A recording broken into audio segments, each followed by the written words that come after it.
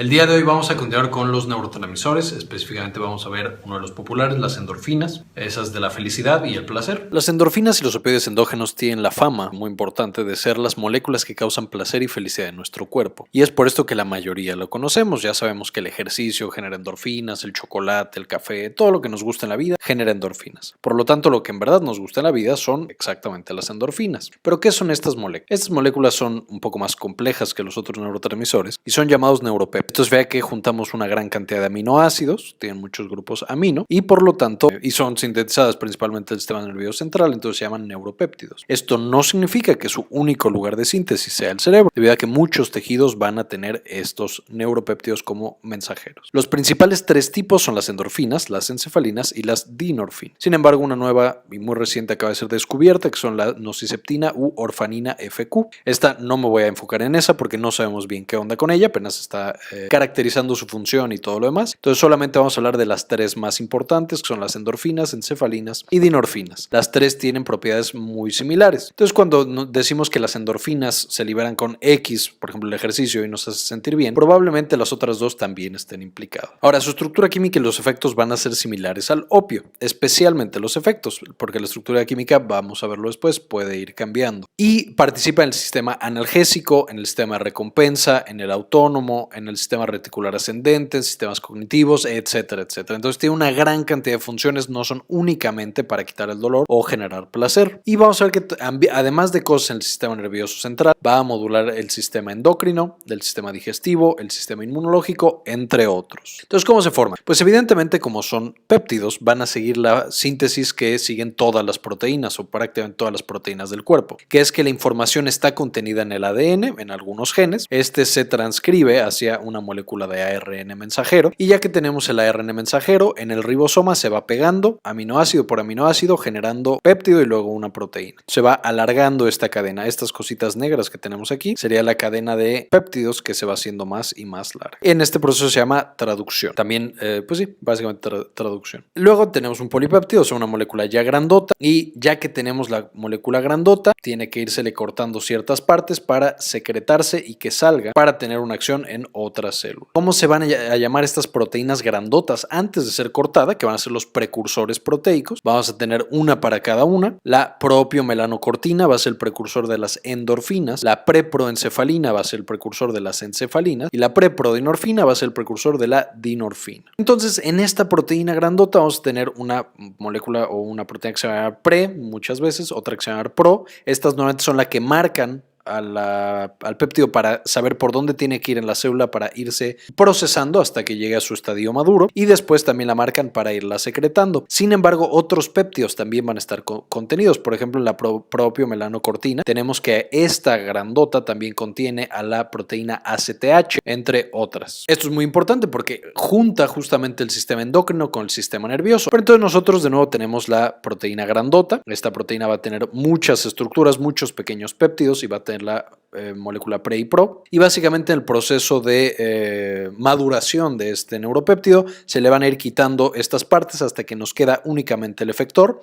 En el caso otra vez de la propiomelanocortina nos queda la beta endorfina, en el caso de la preproencefalina nos queda solamente la encefalina, y de la preprodinorfina pues solamente la dinorfina, y esa es la que va a tener una función en el cuerpo. Todas las células entonces, o todas las neuronas encargadas, van a estar constantemente secretando en pequeñas dosis estos neuropéptidos. Sin embargo, cuando nosotros queremos empezar a secretarlos más, vamos a necesitar que un promotor, esto es una molécula que entre y llegue justamente hasta los genes que contienen a nuestros precursores. Este promotor va a hacer que aumente la transcripción de este RNA y RNA mensajero, y por lo tanto que aumente la concentración de beta endorfina, encefalinas y dinorfina. Entonces, los promotores van a ser muy importantes para aumentar la producción de estas hormonas, y lo van a hacer al nivel de los genes de estas neuronas o de estas células que tengan que secretar estos neuropéptidos. Ahora, ¿dónde se localizan? ¿Cuáles son estas células en específico que secretan estos opioides endógenos? Pues tenemos una gran cantidad de ellos, muchísimo. Aquí les muestro un cerebro de ratón en el cual se fue estructurando cuáles son las partes que produce este propio melanocortino, o sea, endorfinas, encefalinas y dinorfinas. Tendríamos aquí los morados son endorfinas, naranjas encefalinas y azules dinorfinas, y los que tienen receptores para estos opioides, o sea, las células que van a responder a estas moléculas que van a ser para las endorfinas el rojo, que es el receptor mu, para las encefalinas el amarillo, que es el receptor delta, y para las dinorfinas el verde, que es el receptor kappa. Aquí solo es importante mencionar que van a tener una relación de este tipo. Estas se van a comunicar entre sí, o sea, las endorfinas pueden activar receptores mu y delta, las encefalinas también pueden activar receptores mu y delta, mientras que las dinorfinas son prácticamente específicas de los receptores kappa. Entonces esas son como el patito feo de la familia. En dosis altas todos activan a todos los receptores, pero en dosis bajitas y fisiológicas así es como se da esta comunicación. ¿Cómo se da de nuevo? O más bien en qué partes está. Como podemos notar, en el bulbo se responde muchísimo a estas estructuras. En el mesencéfalo también hay una respuesta muy importante. En el núcleo accumbens, el área ventral tegmental, también tenemos una respuesta muy importante, que recordemos es el sistema de recompensa. En los núcleos del hipotálamo también. Este sería la amígdala, una parte integral del sistema límbico, tiene muchísima respuesta. Este sería el tálamo, también responde mucho, el cerebelo responde y la corteza cerebral responde también muchísimo. ¿Dónde se producen? O sea, ¿cuáles son las partes que más producen estos péptidos? Aquí lo tenemos, es básicamente el hipotálamo, algunas estructuras del mesencéfalo y la corteza cerebral. Aquí tenemos también, por ejemplo, la hipófisis. La hipófisis los produce y responde un poquito menos. Entonces lo que les quiero mostrar es que son ubicuos, o sea, casi todas las partes del cerebro producen estas sustancias y responden a estas sustancias. Y entonces, ¿cuál es, de acuerdo a su localización, la función que van a tener? De los más importantes, no me voy a enfocar en todos, pero de los más importantes en la médula espinal son importantes analgésicos, inhiben mucho la transmisión dolorosa desde la periferia. En el bulbo, en la respiración, están muy pegados a los centros respiratorios y por eso tienen una función tan importante sobre la respiración, disminuyéndola, pero también en el bulbo pueden activar los centros de las náuseas, el área postrema y todas estas que generan náusea y muchas veces vómito. La sustancia gris periacoductal también encargada de las vías analgésicas descendentes, que ya veremos en otra clase. En el sistema mesocorticolímbico, pues evidentemente este es el sistema de recompensa, ya vimos toda una clase de ellos. Nos enfocamos en la dopamina en esa clase, pero los opioides son igualmente importantes en la actividad de este sistema, de manera que causan el movimiento especial, el movimiento motivado, o sea, toda la conducta que nosotros queremos hacer, la motivación en sí, que nosotros queramos hacer algo y tengamos placer, sintamos placer cuando hacemos algo. De hecho, en este sistema mesocorticolímbico, los opioides son los principales neurotransmisores que generan recompensa y placer en específico, ese placer intenso que tenemos cuando hacemos alguna cosa. Pueden modificar el estado de ánimo generando euforia, que nos sintamos muy bien, aunque también pueden hacer que nos sintamos mal, ahorita vamos a ver cómo, y ya dijimos recompensa. En el hipotálamo también tienen muchísimas funciones, ya vimos que es de las principales zonas que producen y responden a los opioides, y entonces controlan la hipófisis, la secreción de una gran cantidad de hormonas, de la prolactina, hormona del crecimiento,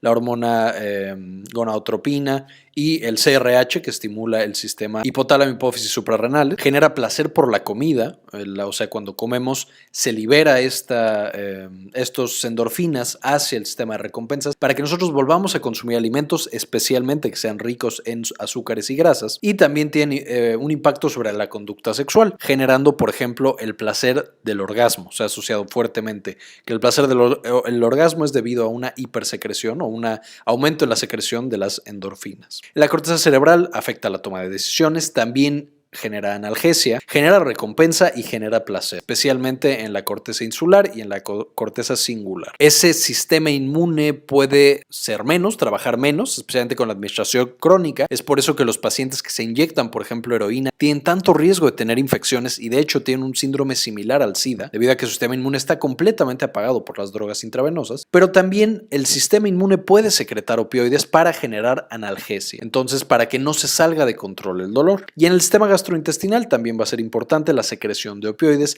disminuye la motilidad. Entonces puede hacer que en general funcione menos nuestro tracto gastrointestinal, secretemos menos líquido, se mueva menos el intestino, etcétera, etcétera. Ahora, si nosotros viéramos no por localización, sino por receptor, quedamos que tenemos receptores mu, delta y kappa, que estos van a ser los símbolos. Entonces, por ejemplo, la analgesia ya quedamos que es supraespinal e infraespinal, o más bien en la espina. Van a estar implicados los tres, mu, delta y kappa. Y vamos a tener desde la médula espinal, ya quedamos que el área gris periacoductal y la corteza somatosensorial, insular, entre otras. Vamos a tener una disminución en la función respiratoria, especialmente por el receptor Mu, y va a ser en los núcleos respiratorios del bulbo, el núcleo de Bötzinger, pre-Bötzinger, el neumotáxico, etcétera, etcétera. Puede causar íleo, o sea que se deje de mover el intestino en el sistema gastrointestinal, especialmente por receptores Mu y kappa. Vamos a tener también, especialmente cuando nosotros activamos el receptor kappa, psicotomimesis, que es que una persona que era sana empieza a tener un ataque de psicosis y puede tener incluso alucinaciones, y también disforia. Esto es importante, la disforia es lo opuesto a la recompensa y al placer, o a la euforia.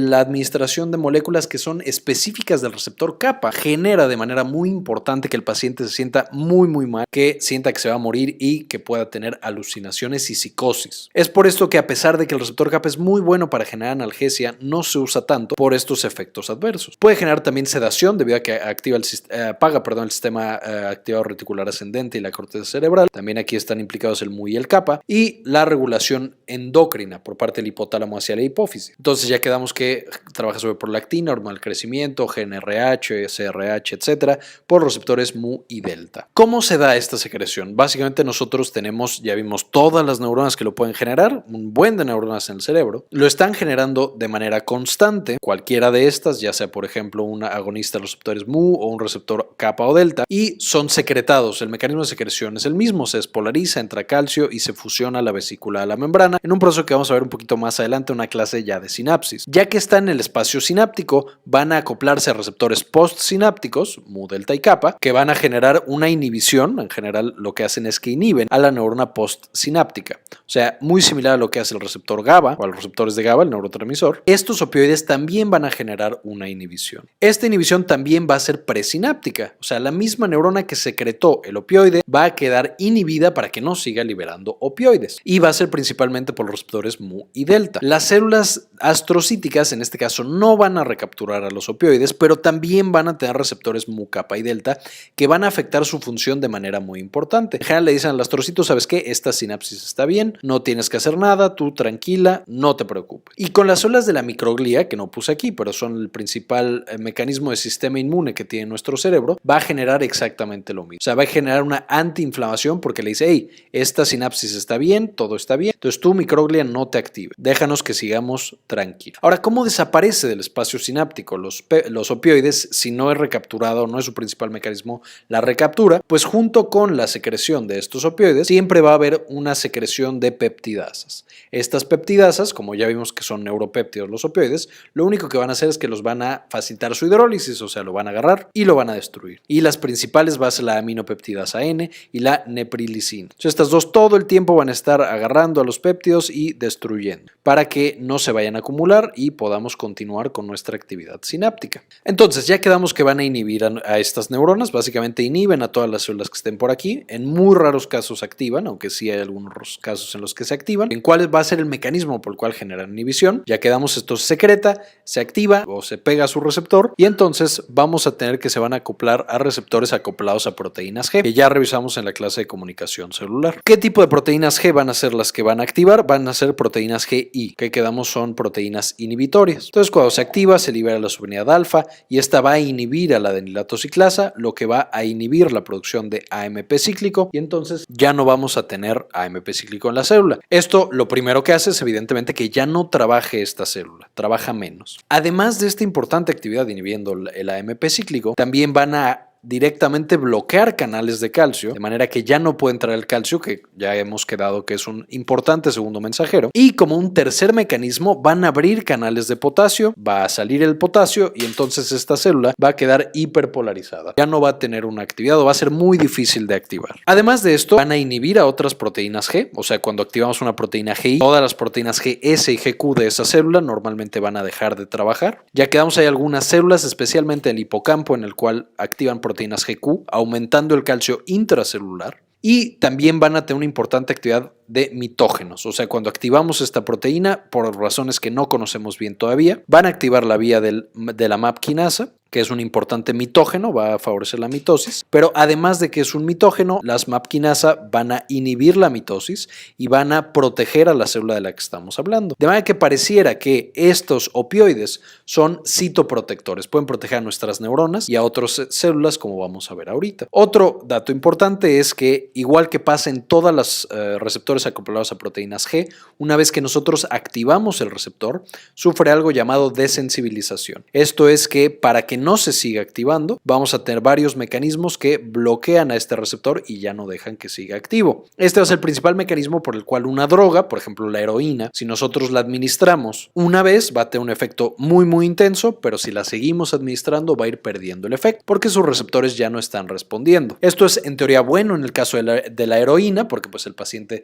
ya no puede drogarse tanto, aunque vemos que solamente aumenta la dosis, pero también en el caso de, por ejemplo, alguien a quien le estamos dando un opioide como morfina, pues, si se lo damos por demasiado tiempo, sus receptores dejan de responder, ya no le generan analgesia y con el tiempo de hecho puede tener hiperalgesia asociada al opioide. Y bueno, ahora para checar la farmacología un poquito, básicamente cuáles son los principales efectos farmacológicos que nosotros buscamos en una persona a la cual le administramos opioides. Vamos a tener que hay otros, además del más importante que es la analgesia, ahorita los voy a mencionar, pero funciona también un poco para la disnea, puede tratar la tos, especialmente la tos crónica o neuropática, diarrea y, como ya quedamos, neuro y cardioprotección. Ahora, ¿cuál es el principal indicación o la principal cosa para la que usamos opioides? Pues evidentemente es como analgésico. Y de esto tenemos dos grupos, los opioides fuertes y los opioides débiles. Ambos van a ser agonistas de todos los receptores, principalmente de los mu, pero también tenemos agonistas delta y agonistas kappa. De nuevo, de ambos, opioides fuertes y débiles. Ambos se pueden usar para diferentes tipos de dolor, normalmente es de moderado a intenso, y ambos van a tener efectos adversos similares. ¿Qué es lo que van a generar? Pues evidentemente el más severo es la depresión respiratoria y de hecho matan a la persona. Esta es la principal causa de muerte asociada al consumo de opioides, la depresión respiratoria. Es por ejemplo lo que le pasó a Michael Jackson o a todos los que se tienen una sobredosis con opioides.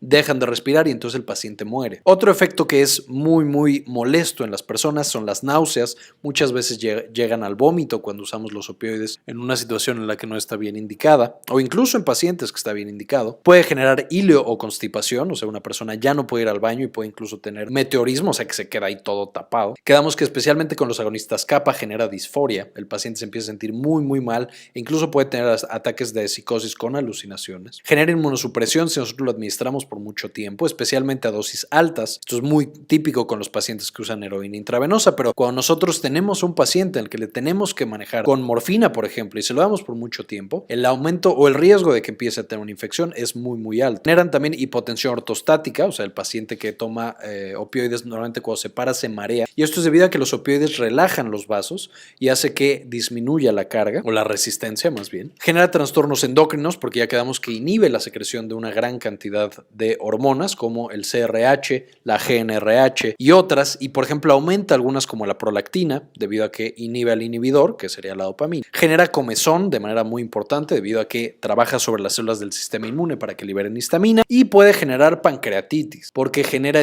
un espasmo del esfínter de Oddi y puede precipitar un ataque de pancreatitis, especialmente en personas que tienen riesgo. También es por esto que en el dolor abdominal no se recomienda tanto dar opioides fuertes o ningún opioide, debido a que puede, si es pancreatitis, precipitar o empeorar el ataque. Ahora, ¿cuál va a ser la diferencia entre opioides fuertes y opioides débiles? Los opioides débiles tienen algo llamado efecto de techo. Esto es, si nosotros con 1 alcanzamos analgesia de 1 y con 10 de repente llegamos o alcanzamos analgesia de 10, si nosotros seguimos aumentando la dosis, por ejemplo a 50, ya no superamos el nivel de 10. O sea, tiene un efecto techo, tiene un efecto máximo analgésico. Mientras que con los opioides fuertes no existe un efecto techo. Mientras más analgésico demos, más analgesia puede tener el paciente. Si nosotros damos 50, el paciente tiene analgesia de 50. Si damos 500, tiene analgesia de 500. Es por esto que los opioides fuertes son de los principales medicamentos utilizados en dolores intratables, ya sea por cáncer, neuropáticos o cualquier otra cosa. Los opioides fuertes ofrecen la opción de que mientras más demos, más analgesia genera. Pero por supuesto hay pacientes que tienen dolor tan intenso que empezamos a tener todos los efectos adversos posibles y podemos incluso llegar a la depresión respiratoria. Esto es lo que pasa, por ejemplo, con los pacientes que tienen cáncer o los pacientes terminales.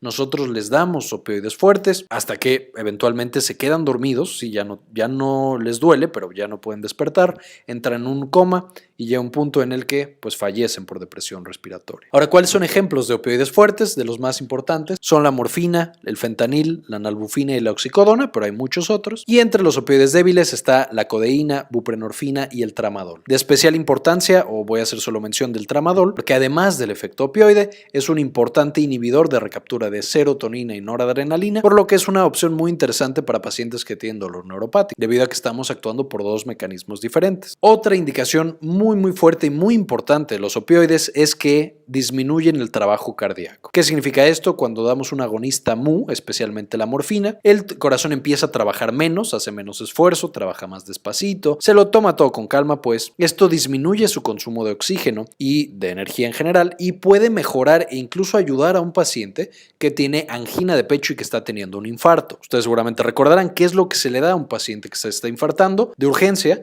se le da morfina, oxígeno, nitroglicerina y aspirina, la famosa mona o mano. Esto es porque disminuye el trabajo cardíaco y también por este mecanismo que vimos que son citoprotectores, o sea, protegen a las células que están sufriendo daño de que se vayan a morir. De manera que un corazón que tiene opioides, morfina en una dosis adecuada, más o menos 5 miligramos, puede aguantar más tiempo con ese infarto y puede llegar entonces al hospital, que lo trombolicemos y que el paciente se salve. Se está probando también para el infarto cerebral, sin embargo no ha sido tan exitoso y por lo tanto aún no existe indicación. ¿Cómo qué otra cosa lo podemos usar? Ya quedamos que para la tos se puede usar como antitusígeno, son agonistas mu. Se usa para tos intensa y normalmente neuropática, o sea, cuando ya tenemos algo en el pulmón que no nos deja y que todo el tiempo está generando tos. Los principales ejemplos son la dextrometorfano y la codeína, que quitan muy bien la tos, incluso a dosis más bajas de lo que genera analgesia, entonces el riesgo de adicción es bajo. Si se da a estas dosis bajas, no tiene por qué generar adicción y sí ayuda mucho con tos de difícil manejo. Sin embargo, evidentemente, si nos pasamos en la dosis, podemos generar sedación, que es el principal efecto adverso, y ya después todos los demás efectos adversos de los opioides. Como antidiarreico también se usa bastante,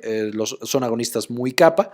De nuevo, aquí es solamente diarrea intensa y solamente es por un periodo muy breve de tiempo, más o menos entre 1 y 2 días. Y los medicamentos que usan para esto son la loperamida y el difenoxilato. ¿Cuáles son los efectos adversos? De nuevo, generan sedación, íleo y megacolon tóxico. ¿Qué es esto de megacolon tóxico? Cuando el paciente tiene una infección. Evidentemente, la diarrea muchas veces causada por esta infección y la queremos parar con los antidiarreicos, con estos agonistas opioides. En vez de ayudarle al paciente, hacemos que el colon deje de funcionar por completo y ese paciente fallezca. De manera que solamente deben ser recetados por un médico y solo en condiciones extremas de diarrea, en las cuales el paciente verdaderamente vaya a morir o algo así. Y siempre debe de darse bajo, o sea, ya que se sabe el diagnóstico, ya que se sabe qué está causando el cuadro diarreico. Tenemos también agonistas de larga duración. De este el ejemplo clásico es la metadona. Básicamente sirven para lo mismo, o más bien tiene los mismos efectos que los demás opioides, pero se usa cuando el paciente quiere dejar su adicción a otro opioide, normalmente a la heroína. Si nosotros damos metadona, que tiene un tiempo de vida media muy largo, lo administramos y va a estar en el cuerpo mucho tiempo. Ya vimos en la clase de sistema de recompensa que cuando tenemos un fármaco que no genera picos en el cerebro, sino que es una meseta muy larga, el riesgo de que desarrolle adicción es mucho menos. Por lo tanto, se usa para la abstinencia a otros opioides. Y por último, los antagonistas, estos se usan cuando tenemos una intoxicación por opioide. Básicamente bloquean a todos los receptores, principalmente al mu y el delta, especialmente el mu, recuerden que es el que causa la depresión respiratoria. Y los fármacos que tenemos es la naloxona, que se usa de urgencia, y la naltrexona, que tiene un tiempo de vida media mucho más largo. Entonces, cuando llega un paciente que está intoxicado por opioides, o sea, nos llega y está o confundido, sedado a lo mejor, y algo muy característico es que tiene los ojos con una miosis intensa, se llama que tiene los ojos punta de alfiler. Eso es un dato patognomónico de que está intoxicado por opioides, tiene demasiada heroína o morfina de la que le estábamos dando para el dolor, y entonces le damos naloxona para que no vaya a tener una depresión respiratoria y se muera. Sin embargo, si es un paciente que ha estado usando, ya sea por razones médicas o por abuso, el opioide puede generar o puede precipitar un síndrome de abstinencia y que el paciente fallezca por el síndrome de abstinencia. De manera que es muy peligroso esto, hay que tener cuidado cuando se administra naloxona y naltrexona, especialmente en pacientes que no sabemos si su consumo es crónico o no. Y muy bien, eso es todo por la clase. Si quieren investigar más, este tema es muy importante y muy interesante. Les recomiendo estos artículos. Muy bien, esto fue todo por la clase de hoy. Espero que le hayan entendido todo. Ya saben que cualquier duda pongan en los comentarios y lo contesto. No olviden suscribirse. Y como siempre, ayúdenos a cambiar el mundo. Compartan la información.